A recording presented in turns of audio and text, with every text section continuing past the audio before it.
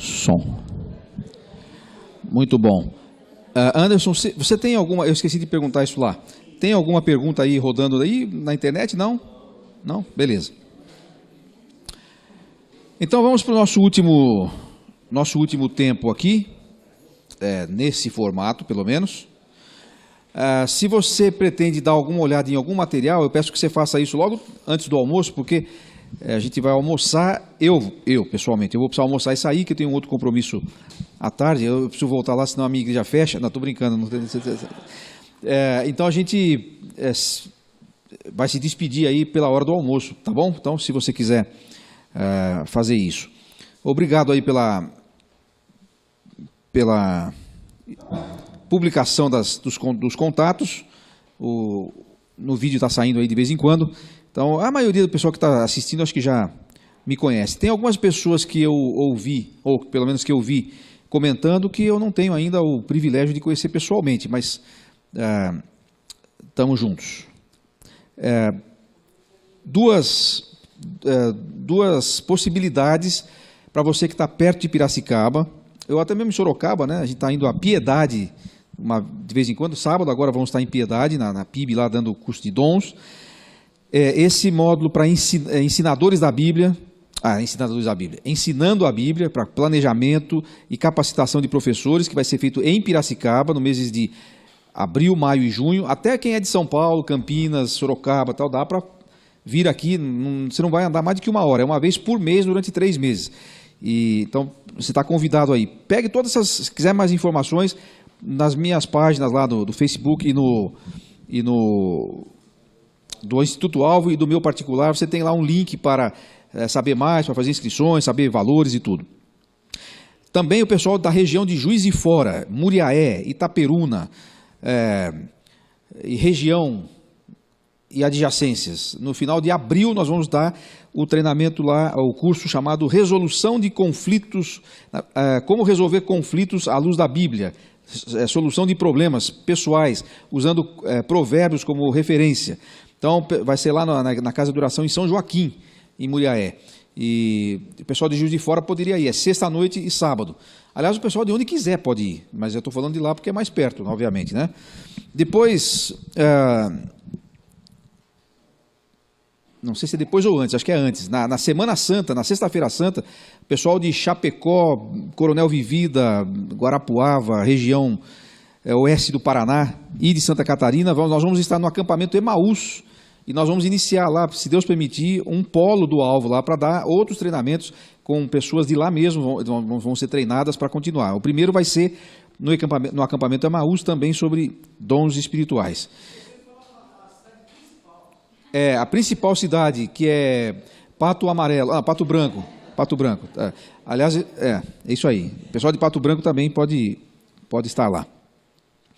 Sim. Aquela sugestão que você deu de dar o curso de gestão de tempo e gestão financeira, ok? Sim, eu vou repetindo o que você fala para o pessoal ouvir lá. O Eliel está falando, nós fizemos uma sugestão, na verdade foi uma proposta de um curso sobre gestão de tempo e gestão financeira, principalmente focado para quem está no ministério, mas aberto a todos os que não estão no ministério integral. Continue. Precisa matar ele também. Então, eu ainda não tenho a resposta lá de cima. Não lá de cima. Lá de cima? Lá de cima. Se vai poder ser aqui, mas eu vou passar a folha agora. E por favor, coloquem os nomes, quem estiver interessado. E você explique que você tinha que ser com 2 dias e por causa do tempo, etc. Certo. Eventualmente, dependendo do número de pessoas, nós podemos fazer até na nossa sala lá em Piracicaba, no Instituto Alvo. Só que aí cada um tem que arrumar a sua própria hospedagem, né? Mas tem muita gente lá que hospeda os outros. Aí, inclusive tem hotel também que dá para ficar, mas se ficar aqui vai ser mais fácil. Deixa eu explicar melhor o que é que nós estamos falando aqui.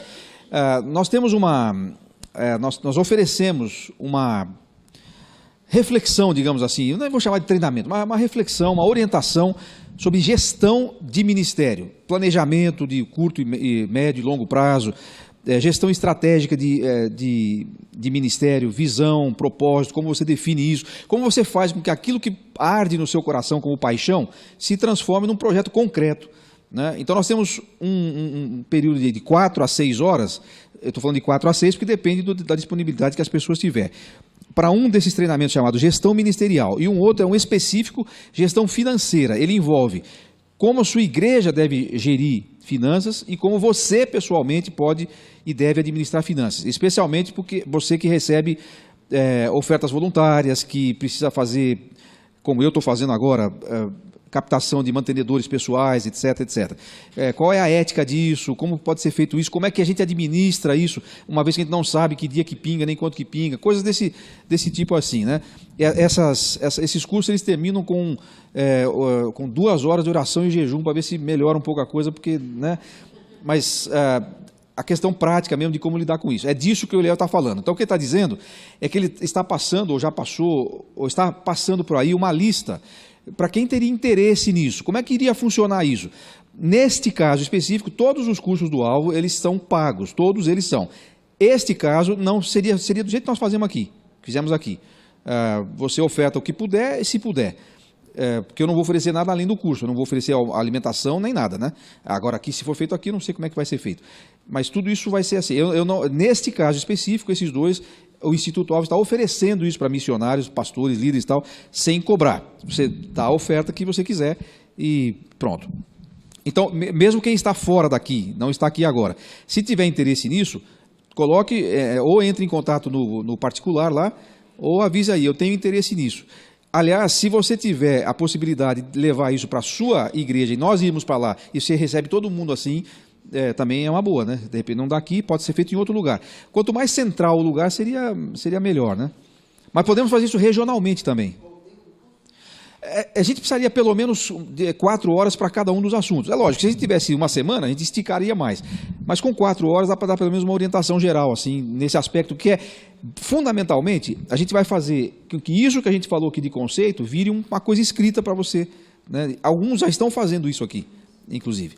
Aos que conversaram comigo aqui, eu não vou cobrar nada de você, mas eu vou me colocar à sua disposição. Se você quiser as outras 7 sessões, tem que ser online, provavelmente, é só entrar em contato comigo, a gente agenda, de preferência de manhã, é melhor para mim, porque é o horário que eu tenho mais livre, então provavelmente você também consiga se ajeitar para de manhã, né? E a gente pode dar continuidade nisso para ver isso sendo escrito. Se você quiser, não se sinta constrangido, não vou ficar nem um pouco chateado se você nunca mais falar nada, porque eu vou entender que você julgou que não precisaria ou que não era o momento, não tem problema nenhum. Eu só estou me colocando à disposição, tá bom? Sobre o que falamos anteriormente, a questão do legado de novos líderes, alguém queria fazer algum comentário, pergunta, alguma coisa assim, ou vamos em frente para o nosso último momento?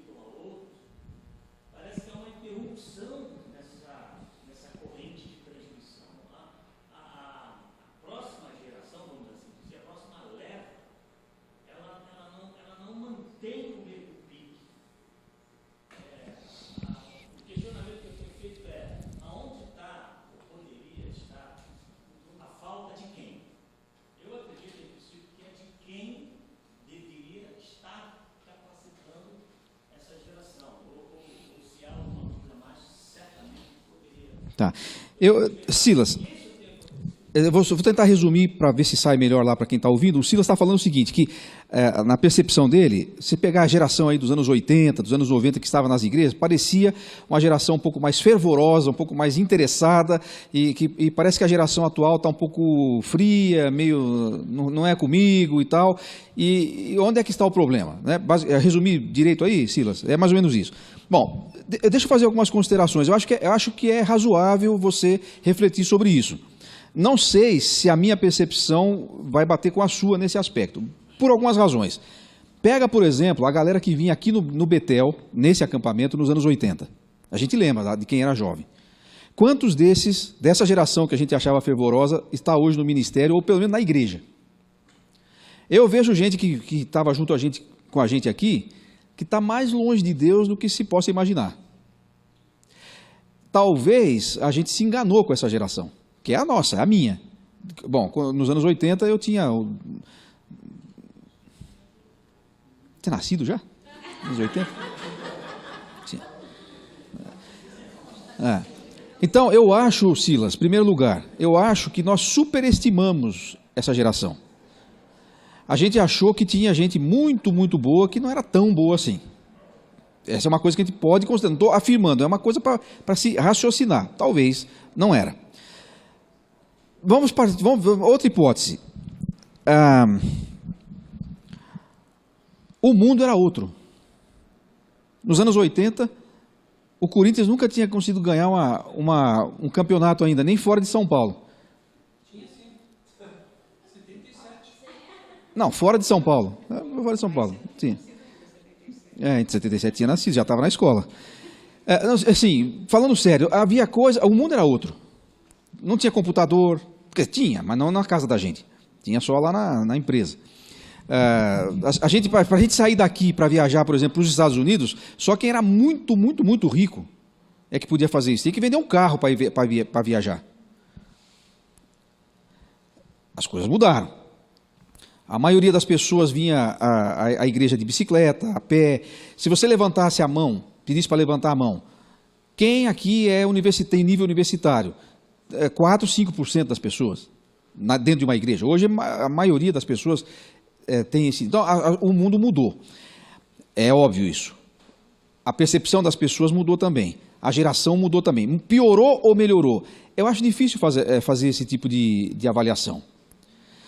Eu vou lhe dizer um episódio que aconteceu ano passado, quando eu recebi um convite para ir a Moçambique, pelo Instituto Alvo. Eu comentei com o pastor lá na nossa igreja, um dos pastores, que também é parceiro nosso aqui no Instituto Alvo, é um bom professor, tal. Falei, a gente vai lá dar alguns treinamentos, você não quer ir comigo? Aliás, não falei isso, eu falei, estou indo lá. Ele falou assim, pode ir com você? Claro que pode. Então, ele chegou em casa e falou, na hora do almoço, eu acho que eu vou com o Marcos para Moçambique. A esposa, que é dentista, e a filha, jovem, da nova geração. Mas a gente também quer ir. Porque a gente sempre sonhou de fazer alguma coisa assim. Aí ele voltou para mim e falou assim, e aí, o que a gente faz agora? Eu falei, qual o problema? Mas a gente não tinha pensado em levar. Vou resumir a história. Anunciamos na igreja, olha, nós estamos indo a Moçambique com um projeto definido de treinamento, capacitação de líderes, e se houver outras pessoas de outras áreas que queiram ir lá junto com a equipe, a gente pode desenvolver um projeto maior lá. Apareceram 22 pessoas. Aí quando foi anunciado isso, eu entrei no carro para ir embora para casa, a minha filha adolescente, sentada aqui atrás, falou assim, pai, eu quero ir também. Quer ir também? Por quê? Eu fiz 15 anos no ano passado, todas as minhas amigas foram para Disney, foram para não sei onde, eu nunca te pedi isso. Falei, ainda bem, porque não ia te dar mesmo, né? Mas eu nunca pedi nada, mas eu gostaria de ir.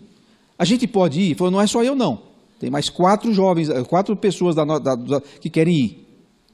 2 delas, Silas, 2 dessas meninas, estavam com passagem comprada e já o curso pago para um intercâmbio no Canadá, nessa época.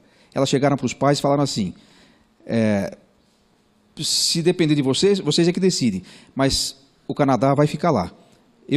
Pode trocar minha passagem por Moçambique. A gente quer ir lá. E essas 4 meninas, essas 4 jovens, se dispuseram a estar com a gente e foram com a gente. Sabe o que eu ouvi da nossa geração?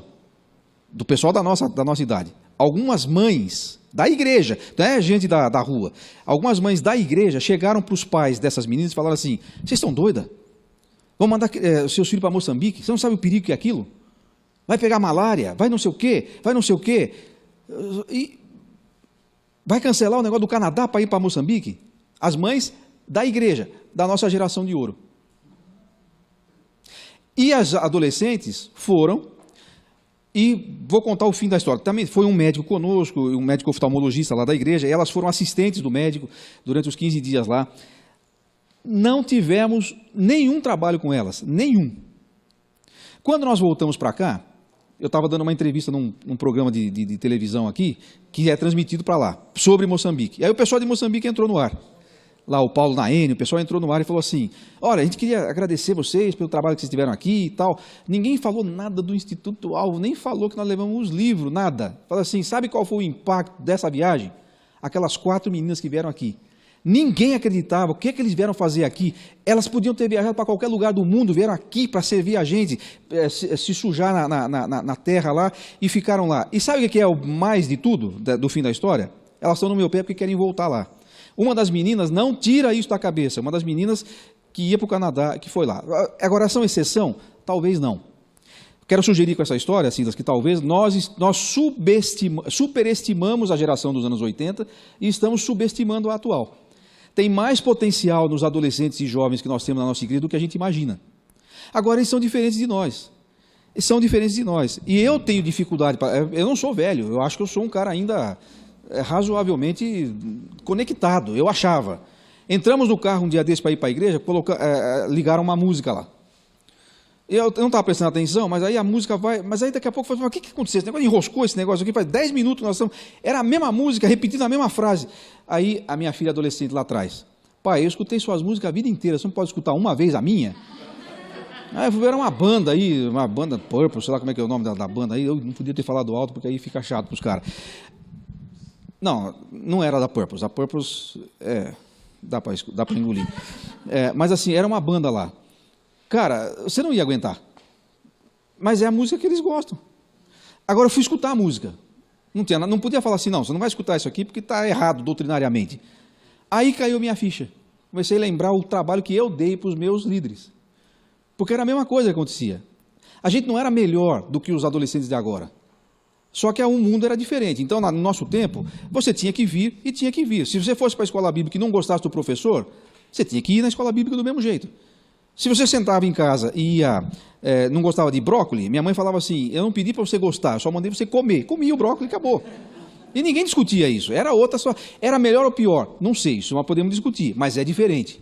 Talvez, Silas... Estou dizendo tudo isso para dizer o seguinte, talvez, não é que a geração de hoje é menos fervorosa ou é menos dedicada, ela é diferente. E nós temos que acessar o coração dessa geração de um jeito diferente do que acessaram o nosso. Nós tivemos gente na nossa geração que foi péssimo, tem cada pilantra que a gente andava junto que você sabe. Todos nós temos amigos que andaram com a gente na igreja que o bicho era um pilantra. E tem gente que você olhava para o cara e falava assim, esse cara não vai dar nada. E de repente o cara, o Eliel, por exemplo, não dá nada para o Eliel. Olha para o Eliel, o que esse cara vai fazer um dia na vida? O cara não sabe nem falar português direito, nunca vai aprender outra língua, agora vai falar 7. Ninguém dava nada pelo Eliel. Então, assim, talvez, essa é a minha percepção, tá? Posso estar errado e podemos discutir isso. Talvez o que nos falta, aí acho que a última parte da sua colocação, acho que eu fecho melhor. Acho que o problema que está acontecendo é que nós não estamos sabendo lidar com essa gente. Com essa gente assim, com essa geração. A gente está achando, por exemplo, que se a gente continuar fazendo as coisas que a gente fazia na igreja, não estou falando só em programação, estou falando em abordagem, linguagem, dinâmica, música, tudo. Se a gente continuar fazendo o que a gente fazia quando o seu Domingo chegou aqui em 1950, foi 50, né? 47. Se a gente fizer do mesmo jeito que fazia em 47, porque deu certo, nós vamos alcançar. Só que em 1947 não tinha nenhum adolescente de 2019 vivo ainda. Era outro mundo, era outra época. Se a gente não souber fazer essa adaptação, nós vamos perder a mesma geração. Sabe por quê? Porque os filhos das trevas são mais prudentes do que os filhos da luz, eles já entenderam isso. Então eles sabem exatamente o que oferecer para eles. E a gente não aprendeu nem a falar com eles ainda. Não estou dizendo que a gente tenha que oferecer, assim, Não estou dizendo nem que sim, nem que não. Não estou dizendo que você tenha que fazer uma cópia de entretenimentos de fora para trazer eles aqui para dentro. Não é isso. Eu só estou dizendo que a gente tem que abordá-los, acessá-los de um outro jeito. Que jeito? Ainda é o velho e bom jeito do relacionamento. De andar junto, de sentar com eles, de sentar no chão com eles, se for o caso, de falar a língua deles. Não os palavrões deles, mas a língua deles. Eles têm uma língua deles. Eu não consigo falar com eles do jeito que eu falo com vocês. Se vocês já não estão aguentando aqui depois de 3 dias comigo, imagine um adolescente que se iria aguentar. O que eu tenho que tentar fazer? Eu tenho que tentar preparar alguém que tenha essa habilidade, que talvez seja mais próximo da idade deles. A gente está fazendo as pessoas pagar muito pedágio para começar a trabalhar com alguém, com jovens. O cara tem que ser um teólogo formado em MBA, BHC, PhD, sei lá o quê, para depois poder... A gente está fazendo os caras pagar muito pedágio. E enquanto a gente está fazendo isso, a escola enreda o cara. A internet enreda o cara. Tem gente, tem esses Felipe, não sei das quantas aí, esses influencers aí da internet, e não precisa, pode ser, não sei nem se o cara é bom ou é ruim, mas eles escutam ele, não escutam você mais. E os caras não eram famosos. Eles só foram influentes. Porque eles precisam de uma referência. Às vezes a gente não é essa referência. Eu acho que a discussão ela tem que ser mais ampla. Não dá para fechar assim, a nossa geração não é mais tão fervorosa. Cara, eu conheço alguns adolescentes da nossa igreja. Nossa igreja não é um exemplo assim de fervor. Me desculpe se os pastores estão ouvindo, tal, mas assim, não colocaria assim. Mas eu conheci jovens recentemente que estão sendo discipulados por pessoas que estão lá para fazer isso, que eram simplesmente zombados. Fulano e tal, esse cara não tem jeito. O cara hoje está discipulando outros, porque alguém encostou nele, caminhou com ele. O cara nunca tinha pegado numa Bíblia, ele lê a Bíblia e ensina para os outros agora. Mas ele não é um teólogo ainda. Ele está sendo acompanhado há 1 ano e meio, 2. Sempre a gente escuta, não, sempre é muito, mas assim, grande parte das vezes a gente escuta, porque esses jovens, esses adolescentes não querem nada. Você já sentou com um adolescente para saber se ele quer alguma coisa? Quando você senta, você descobre o que eles querem. Eu fui esses dias dar uma palavra lá para eles, eu não sei por que eles me chamam, eu acho que eu não consigo falar com eles, mas de vez em quando eles me chamam. Aí eles falaram assim, você pode lá dar uma palavra, eles queriam falar sobre Apocalipse. Eu falei, Deus do céu, adolescente da nossa igreja. Os caras, sabe, aqueles caras tudo com brinco, aquelas calças tudo rasgadas, os caras já compram a calça rasgada. Né, tá bom, beleza. Que hora que eu tenho que chegar lá? Chegando umas 10h30, tá bom. Não, vai ser de manhã? Não, 10h30 da noite. Aí. Vou dar um estudo sobre Apocalipse para os adolescentes, 10h30 da noite. Não, 10h30 começa, você vai falar lá para uma meia-noite e pouco. Não era vigília, era a reunião dos adolescentes. Aí fui lá.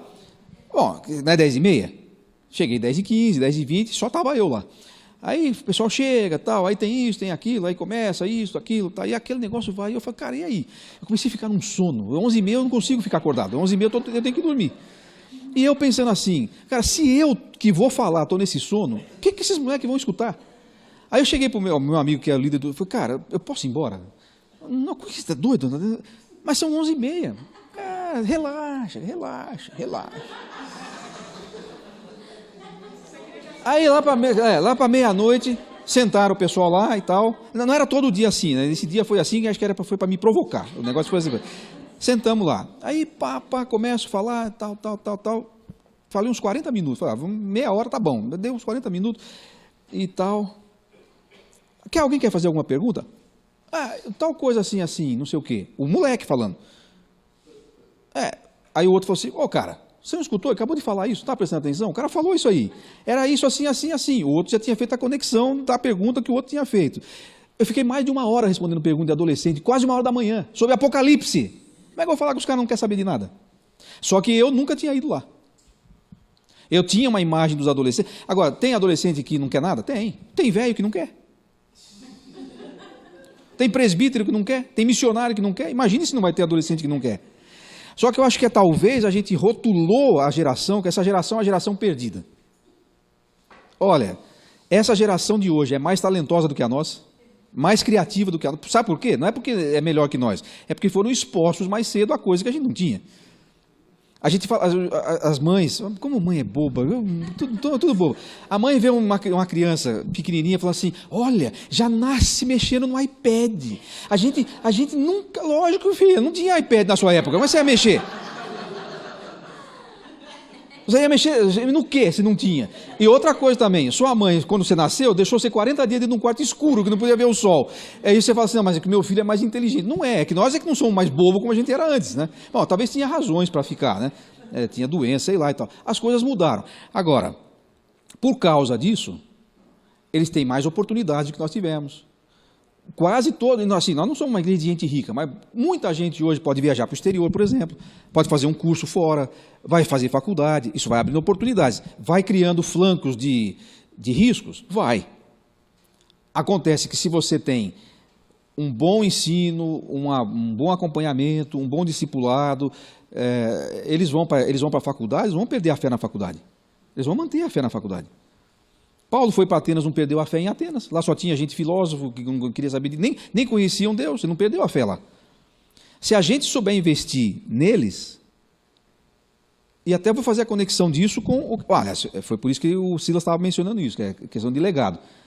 Eu acho que a gente precisa considerar mais... Preste bem atenção no que eu vou falar.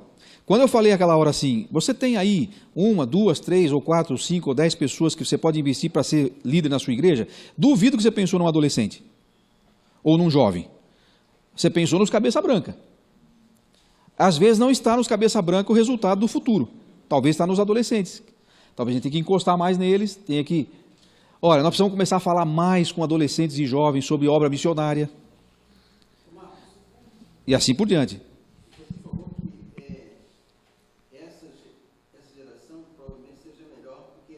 Em alguns aspectos, né? Criatividade e tal. E eu diria mais. Pelo menos se a nossa ainda foi melhor que a anterior. Porque teve mais oportunidades ainda do que a anterior, né? Eu lembro assim, de boas referências em uma geração anterior. Assim, tipo assim, talvez houvesse até uma possibilidade do legado se passar não de pai para filho, mas de avô para neto. Na nossa geração já. Neemias, deixa eu... Estou me lembrando aqui do que Salomão falou, acho que no Eclesiastes. Dizer que os dias dos nossos pais foram melhores não é sábio. Por que ele falou isso? Você já ouviu aquela história assim, não se fazem mais pastores como antigamente? Graças a Deus. Porque nós não estamos em antigamente, nós estamos em hoje. Se o pastor de antigamente fosse hoje, é o que acontece às vezes, a gente quer ter um pastor de antigamente hoje. Não funciona. O pastor de antigamente funcionou antigamente. O nosso querido Davi, Paulo falou dele, né? Eu escrevi um livro sobre isso, que está esgotado hoje. Legado, seu presente para o futuro. Baseado naquilo que Paulo falou sobre Davi lá em Antioquia da Pisídia. Davi, tendo servido o propósito de Deus para a sua geração, adormeceu. Davi, tendo servido o propósito de Deus. Propósito de Deus. Para quem? Para a sua geração. Ele não serviu a geração de Jessé. E nem a de Salomão. Ele serviu a dele. E aí ele serviu até quando? Até aposentar. Não, até morrer. Ele serviu até morrer porque ele tinha um propósito e estava servindo a geração dele. Acho que o nosso desafio, e não é pequeno, e eu estou falando isso aqui, Silas, não na postura de um gestor ou de um juiz dizendo nós estamos fazendo tudo errado, apenas na qualidade de um aprendiz. Eu tenho hoje um adolescente em casa, tenho uma que já é jovem, e eu não tenho tido a facilidade de lidar com isso que eu achei que eu ia ter. Eu achei que era um cara cabeça aberta, que eu ia conseguir... Não é tão simples. A minha esposa é que segura muitas pontas lá, porque ela consegue fazer esse meio campo que eu não consigo. Né? Agora, quem consegue isso... E detalhe, hein? Muitas mães conseguem isso. E às vezes eu vejo mães falando assim, não, eu não tenho muito ministério, eu só meus filhos. Só? Você acha pouco? Se você produzir dentro da sua casa 2, 3 missionários no sentido pleno da palavra, se você tiver lá dentro da sua casa os adolescentes que vão ser os líderes daqui a pouco, você já fez muita coisa. Não é pouca coisa fazer isso, né? Sim. A nossa igreja local lá, tem o pastor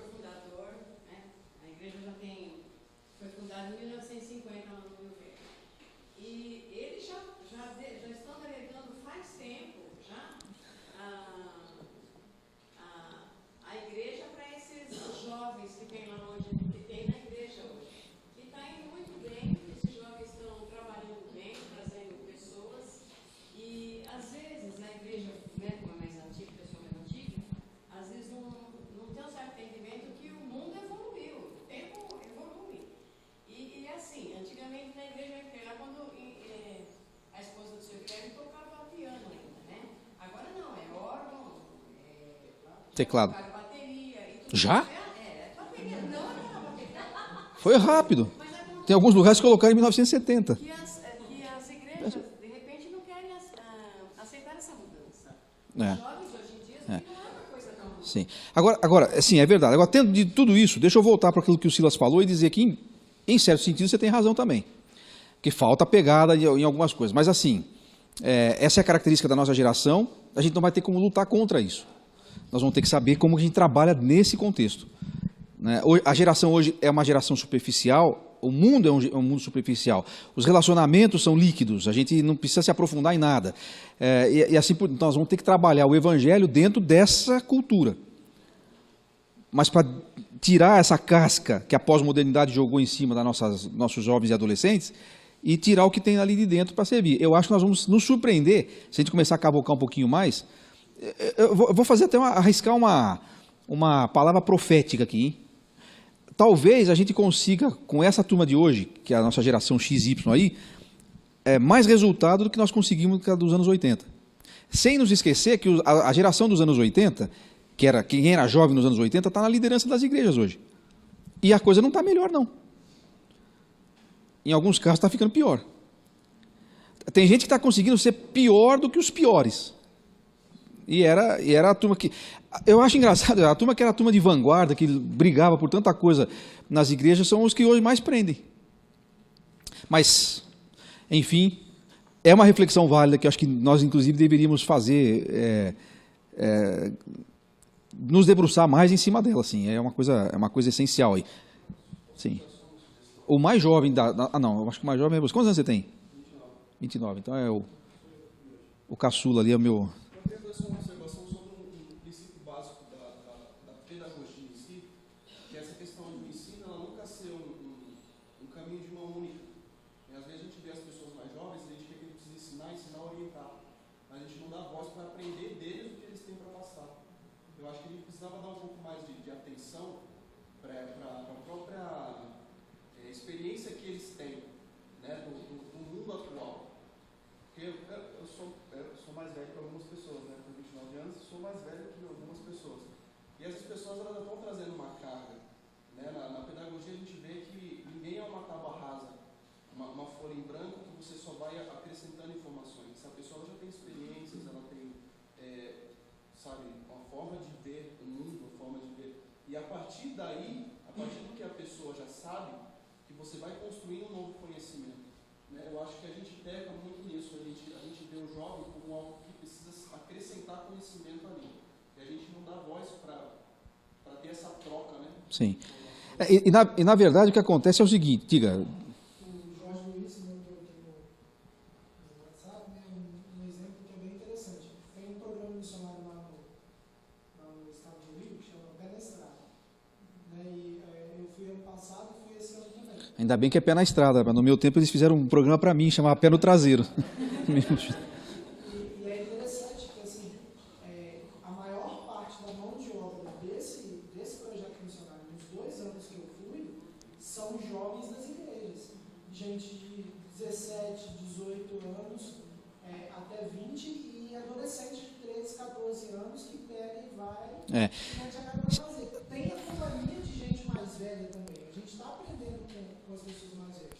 Mas tem muita gente querendo trabalhar, querendo fazer. Sim.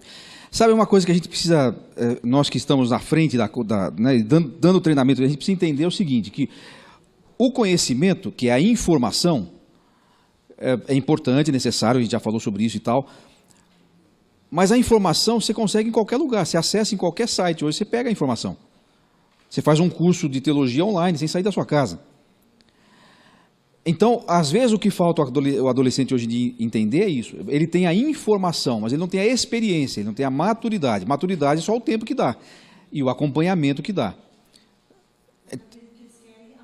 Mas eles querem a prática, eles querem a experiência, eles querem colocar a mão na massa. Mas eles precisam também da informação. A gente tem que talvez ensinar eles, nessa questão do treinamento, ensinar eles como é que você equilibra esses dois lados. Né? O nosso tempo já acabou. Então, nós não vamos poder ter nosso último ponto disso. É meio-dia. E que horas são? Aqui faltava 5. Ah, mas esse relógio não vai. Ah, Desculpa, é que o relógio dele está errado. Ele já tá com o fuso horário da Bélgica, e aí eu estou achando que... Então, ok, teremos mais... Então vamos entrar no último aqui, que é quase que um chamamento, né? A última marca de um ministério saudável, a motivação isenta. Olha o que ele fala, Atos 20, 33 a 35.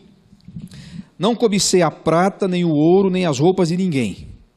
Vocês mesmos sabem que estas minhas mãos supriram minhas necessidades e as de meus companheiros. Em tudo o que fiz, mostrei-lhes que, mediante trabalho árduo, devemos ajudar os fracos, lembrando as palavras do próprio Senhor Jesus, que disse: há maior felicidade em dar do que em receber.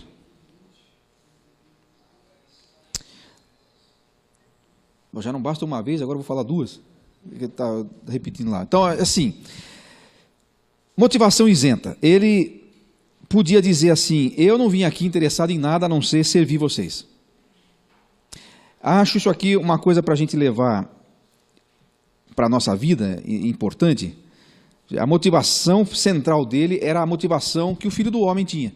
O Filho do Homem não veio para ser servido, mas para servir, dar a sua vida em resgate de outros. O Paulo desenvolveu um modelo empreendedor. Aquele negócio de fazer tendas lá, né? Ele provia para os outros. Mas ele não perdia o foco, não deixava de cumprir o seu ministério por causa disso. Agora, vamos lembrar que o apóstolo Paulo, embora ele não quis usar desse direito de ser sustentado pelas igrejas, ele ensinou esse direito. Ele quis fazer tendas e quis sustentar o seu ministério para não ser um peso para as igrejas que ele estava servindo. Mas ele deixou muito claro que os que vivem do evangelho, os que pregam o evangelho, devem viver do evangelho, ou seja, do contexto do seu trabalho. Ou seja, o que Paulo está dizendo aqui não é: obreiro tem que trabalhar para ser, ele não pode ser sustentado pela sua igreja. Não é isso. Ele está dizendo que ele fez assim, porque não quis ser peso para os outros, mas ele ensinou que os obreiros têm o direito de serem sustentados por suas igrejas. Fez assim em alguns momentos, inclusive, não foi todo o tempo. Mas tem que lembrar também que ele, por exemplo, ele não era casado, né? Paulo não era casado. Então ele não tinha que cuidar de família, de filhos, dar atenção para a esposa. Ele falou isso aí. Se todo mundo fosse como eu, seria mais fácil para o evangelho, porque a esposa, aliás, o marido tem que cuidar de agradar a esposa e tal. E, às vezes não agrada, mas ele falou que tem que cuidar disso. E se você fosse que nem eu sou, Paulo era, livre dessas responsabilidades conjugais, você teria mais tempo. Ele falou isso escrevendo, se não me engano, aos Romanos ou aos Coríntios. Um dos dois. Coríntios. Você que é casado, que tem filhos e tal, se for necessário fazer tendas, não é proibido fazer tendas, mas você sabe que você vai ter que gastar a tal da energia, você vai ter que dividir com outras coisas, com o seu trabalho, com a sua família, com o ministério, e aí as coisas tendem a andar mais devagar. Não há uma regra a respeito disso, irmãos. Se você, em um determinado momento da sua história, da sua vida ministerial, sentir o direcionamento de Deus de que deve fazer tendas, faça tendas despreocupadamente, mas não esqueça que o foco principal é aquele que Deus te entregou, te confiou como o ministério que Ele te deu. Só para fechar esse parênteses a respeito de sustento, acho que nós precisamos perder o medo de ensinar as igrejas que é uma responsabilidade que elas têm de sustentar os missionários que estão na sua igreja. Você não precisa ter medo de falar sobre isso. É bíblico, especialmente aqueles que se dedicam ao ensino. É explícito lá, é falando de presbíteros, inclusive, nem de missionário, de presbíteros locais que deveriam receber o sustento de suas igrejas para poderem ter tempo de se dedicar ao ensino da palavra. Ensine isso na sua igreja. Eu não estou dizendo que você tenha que ser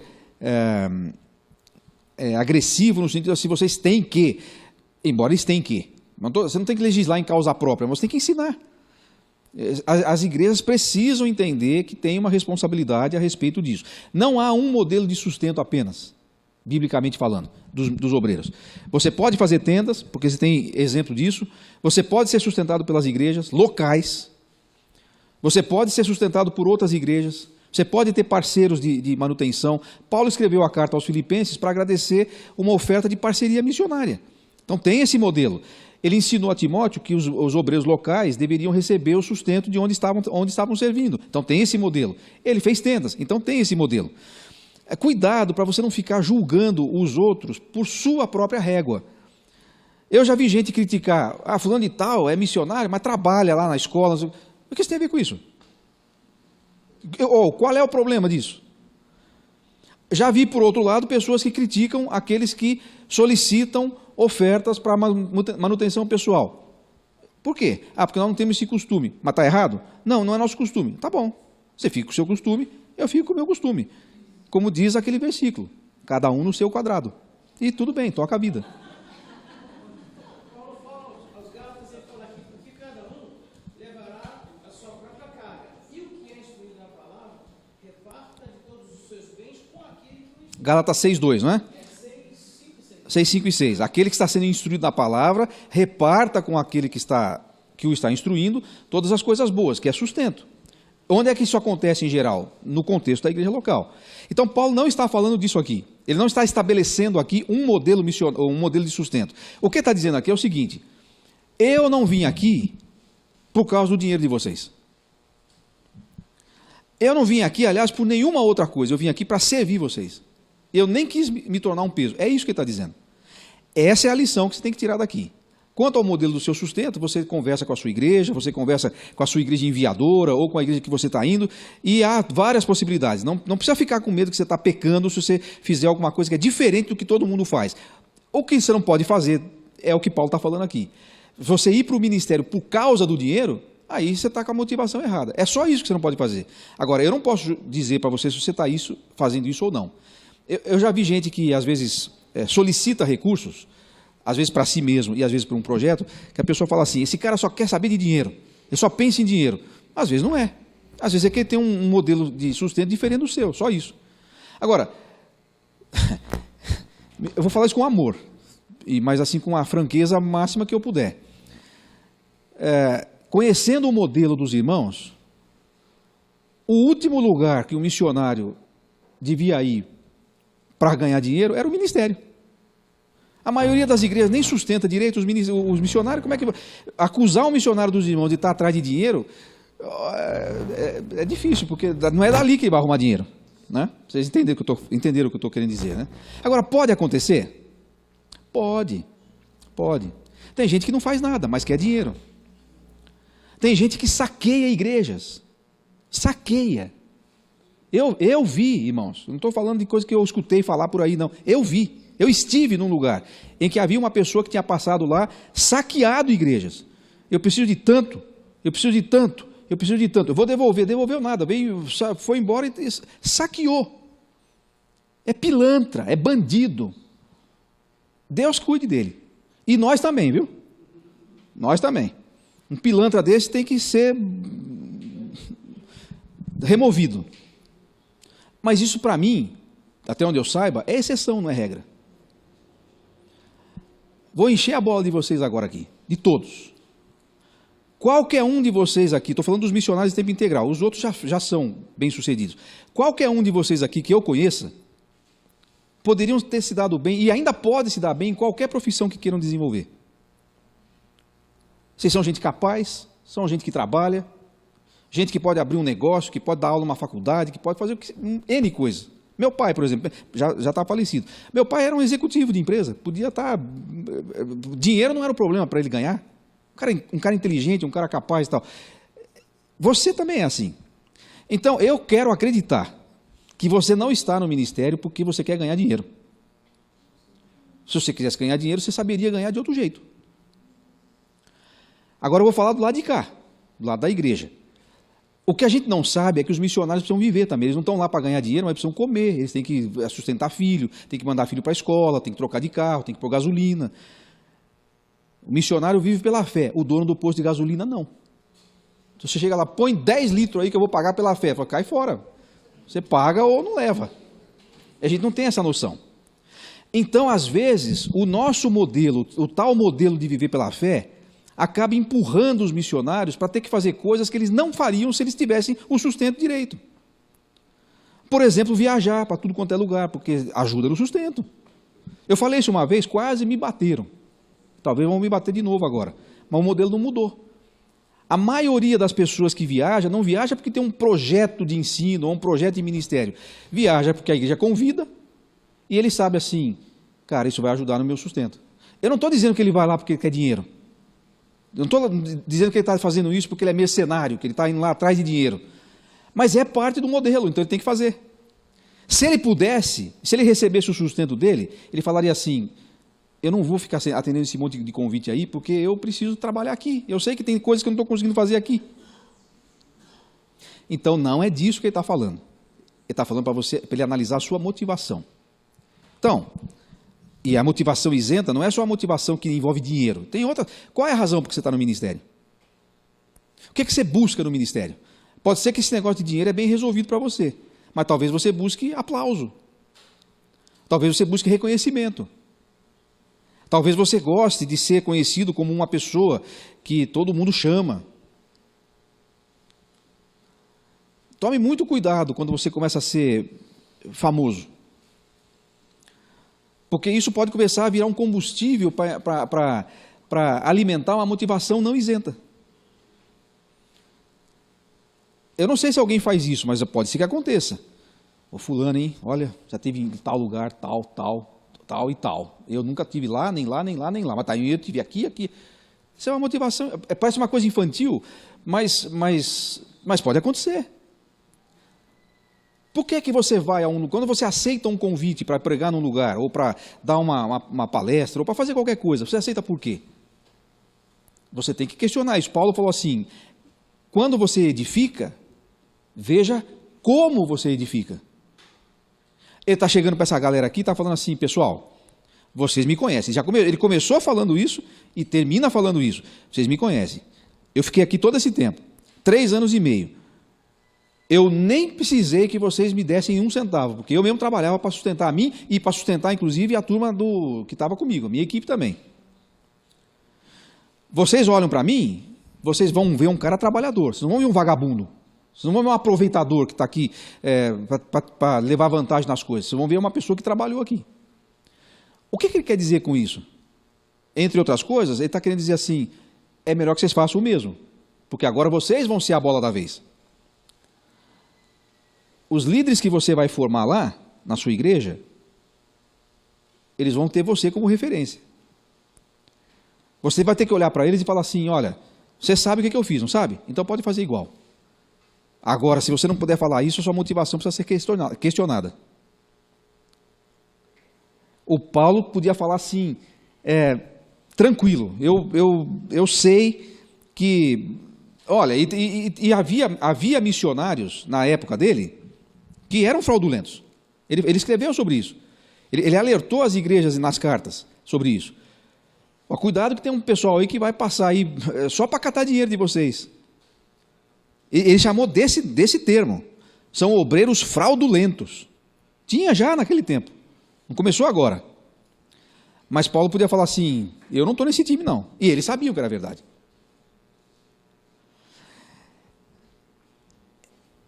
Avaliação minha, pessoal, você quer? Eu acho que especialmente no movimento dos irmãos, é o risco que a gente corre, é o risco que a gente menos corre, essa questão de motivação por causa de finanças. Até porque não corre tanto dinheiro. Então, ajuda isso. Acho que o nosso problema não está tanto aqui, não. Pelo menos nessa questão de alguém que está no ministério por causa de dinheiro. Pode estar, no entanto, em outros tipos de motivação. Quando a motivação não é mais servir, pode ser qualquer outra, vai estar errada. Então, o conceito aí é, avalie-se. Lembra dos nossos conceitos aqui e estratégias que nós entregamos no começo da semana? O conceito aqui de uma motivação isenta é avaliação. Eu preciso, aliás, de quanto em quanto tempo eu preciso avaliar? Acho que era bom fazer todo dia, viu? Porque se deixar acumular, vai... Por isso, de novo, a prestação de contas. É bom que alguém pergunte para você, por que você está no ministério, querido? O que está levando você para tomar essa decisão?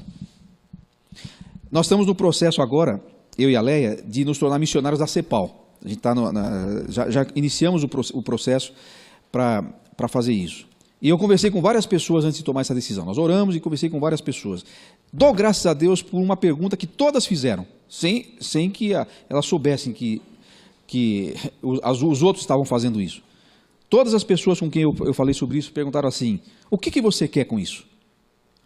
Essa é uma pergunta importante. Eu tinha que saber responder isso. O que está por trás dessa sua decisão? Onde você quer chegar com isso? Porque pode haver uma motivação não isenta. E eu preciso saber disso, antes de entrar. Então, de vez em quando, é bom que você tenha alguém que pergunte para você: por que você está fazendo isso? Por que eu estou mudando para cá, estou indo para lá, estou tomando essa decisão, por que estou fazendo, por que não estou fazendo?